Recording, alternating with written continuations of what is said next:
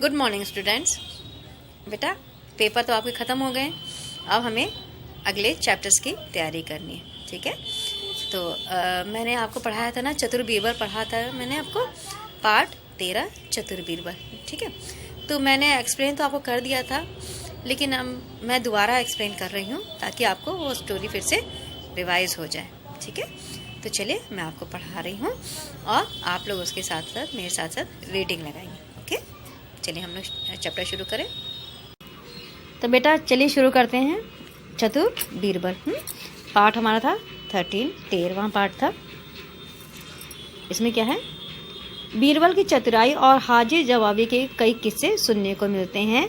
प्रस्तुत पाठ में ऐसी ही एक घटना का वर्णन किया गया है, वर्णन उसके बारे में बताया गया है। सम्राट अकबर के दरबार में 9 रत्न थे। ठीक है, उन्हीं में से एक थे बीरबल।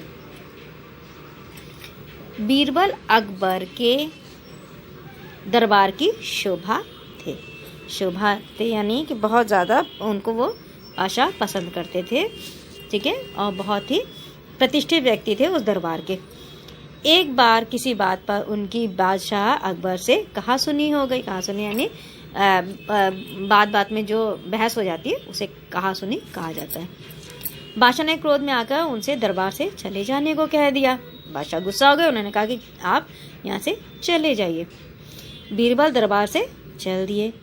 कोई उन्हें पहचान न ले इसलिए उन्होंने एक किसान का वेश धारण कर लिया, यानी किसान जैसे उन्होंने ड्रेस पहन ली, क्योंकि वो तो दरबारी थे और बहुत ऊंची पोस्ट पे थे। तो जो उन्होंने सोना चांदी पहना था वो सब उन्होंने उतार दिया और साधारण से ये ड्रेस उन्होंने जैसे किसान लोग पहना करते हैं, पगड़ी उगड़ी वैसा पहन लिया उन्होंने। घूमते घूमते वे एक गांव में पहुंचे। एक किसान अपने खेत में काम कर रहा था। बीरबल ने किसान से पूछा, क्या तुम मुझे काम दे सकते हो? बीरबल पूछ रहे हैं किसान से कि क्या तुम मुझे काम दे सकते हो? तो किसान दयालु था, बहुत दया करने वाला व्यक्ति था किसान। उसने कहा, भैया काम तो तुम मेरे साथ कर सकते हो पर मजदूरी मैं न दे पाऊंगा। उसने कहा, ठीक है आप मेरे साथ काम कर सकते हो, अगर आपको काम की तलाश है तो मैं आपको काम दूंगा, लेकिन उसके बदले में जो पैसा लोग देते हैं वो चीज़ मैं आपको नहीं दे पाऊंगा, क्योंकि वह किसान बहुत ही ज़्यादा गरीब था। नहीं, मुझे मजदूरी नहीं चाहिए, केवल रोटी और ठहरने के लिए स्थान चाहिए, बीरबल ने कहा। नहीं, मुझे मजदूरी नहीं चाहिए, बस मुझे रहने के लिए जगह और रोटी यानी थोड़ा सा खाना मिल जाए ताकि मेरा गुजर बसर हो जाए। वह तो मैं दे सकता हूँ, चलो मेरे घर चलो। तो यह कहकर किसान उन्हें अपने घर ले आया। तो उसने कहा कि ठीक है मैं आपको इतना तो मैं दे ही सकता हूँ। यह कहकर किसान उसे बीरबल को अपने घर ले आया। उस दिन से बीरबल उस किसान के साथ रहने लगे। किसान के परिवार वाले उनसे शीघ्र ही घुल मिल गए, क्योंकि उनका बीरबल का व्यवहार बहुत अच्छा था, इसलिए किसान के जो परिवार के सदस्य थे वो बीरबल से भी खूब घुल मिल गए, यानी बहुत अच्छी दोस्ती हो गई। किसान की विवाह योग्य एक कन्या थी। विवाह यानी बड़ी बेटी थी जिसकी उम्र हो गई थी शादी करने लायक। बीरबल भी किसान की सहायता करना चाहते थे। अब किसान ने देखा कि बहुत ज़्यादा गरीब है वो, बीरबल ने देखा कि वो किसान बहुत ज़्यादा गरीब है, तो यह देखकर जो बीरबल थे वह भी किसान की मदद करना चाह रहे थे, लेकिन उन्हें ऐसा कोई मौका नहीं मिल रहा। चलिए अब देखते हैं आगे क्या हुआ। इधर बादशाह का गुस्सा गुस्सा शांत हो गया। जब थोड़े दिन बाद बादशाह जो थे अकबर थे, उनका जो गुस्सा था वो एकदम शांत हो गया। उन्हें दरबार में बीरबल की कमी खलने लगी।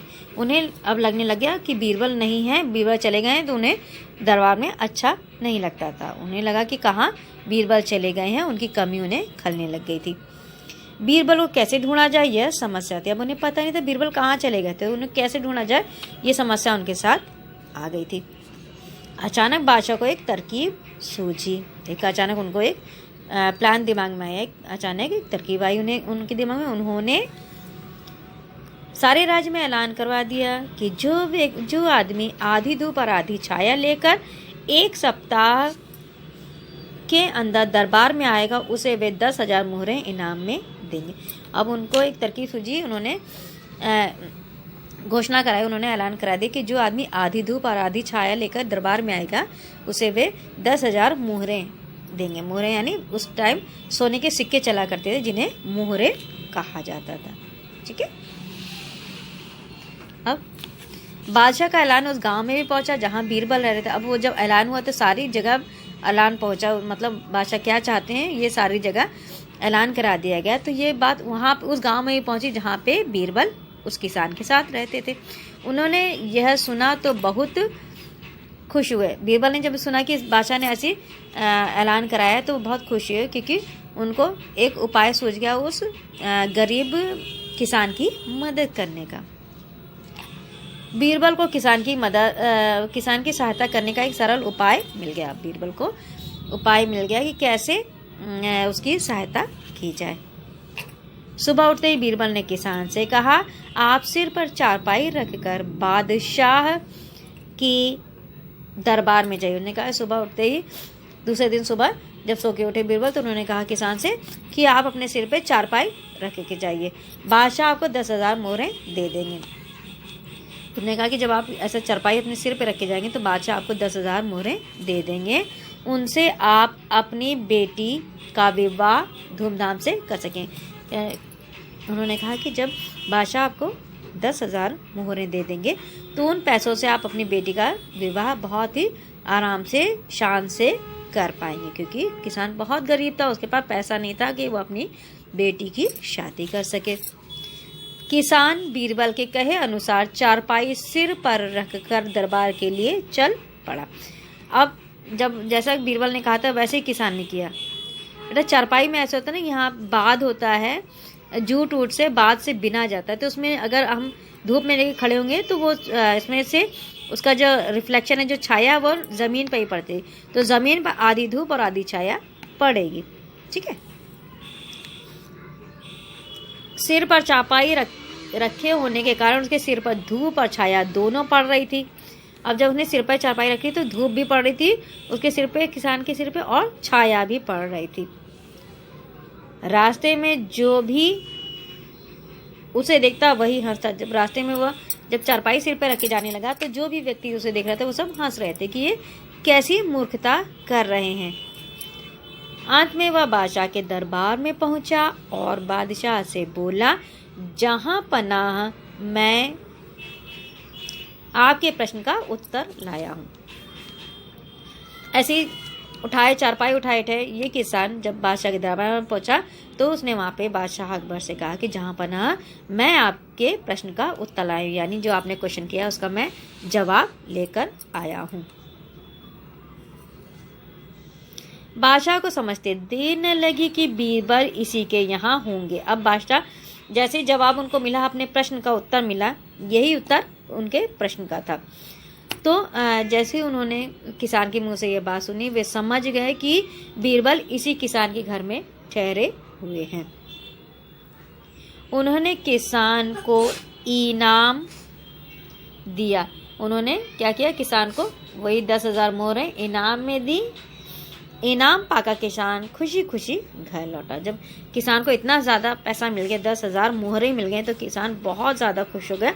अब वह पैसा लेके खुशी खुशी अपने घर लौट गया। अगले दिन अकबर अपने सेनापति के साथ उस गांव में गए और बीरबल को मनाकर सम्मान सहित वापस ले आए। दूसरे दिन क्या हुआ, अब उनको पता तो चल ही चुका था कि बीरबल कहाँ है, तो दूसरे दिन उन्होंने क्या किया, अपने सेनापति के साथ लेकर वे उस किसान के गांव में गए जहां की बीरबल ठहरे हुए थे। उन्होंने वहां से जाके बीरबल को मनाया और उनको इज्जत के साथ, सम्मान के साथ उन्हें वापस लेके अपने घर लौट गए, यानी अपने राजमहल में ले आए। ठीक है, तो ये कहानी है, ये हमारा चतुर बीरबल बेटा। मैं बता चुकी हूँ, मैंने पहले ही पढ़ा लिया है आपको, और दोबारा मैंने इसलिए किया क्योंकि एग्ज़ाम था और काफ़ी लंबी गैपिंग थी, तो ऐसा ना हो कि आप लोग चैप्टर भूल गए हों। ठीक है, तो ये है, इसको आप लोगों को होमवर्क में आप लोगों को इसकी रीडिंग लगानी है। बहुत अच्छे से रीडिंग लगाएंगे और जो वर्ड्स आपको कठिन लग रहा है उसमें आप उसको नीचे अंडरलाइन आप लोग करेंगे। ठीक है, थैंक यू बेटा। तो बेटा अभी हमने चैप्टर ये कंप्लीट किया है, रीडिंग इसकी हम लोगों ने कंप्लीट किया है बेटा। इसमें मैंने जो रीडिंग जो मैंने करवाई है उसको आपको होमवर्क में इसको घर में फिर से रीड करना है इस चैप्टर को। ठीक है, और अगर आपको कोई वर्ड्स कठिन लगता है तो आप मुझसे पूछ सकते हैं। ओके, और होमवर्क में बस यही है बेटा, कल अगले वीडियो में हम लोग इसकी एक्सरसाइजेस करेंगे। ठीक है, बहुत अच्छे से पढ़िएगा चैप्टर, बहुत ही इंटरेस्टिंग कहानी है, बहुत बढ़िया कहानी है, तो इसे बहुत अच्छे से आप लोग पढ़िएगा। ओके, बाय बेटा।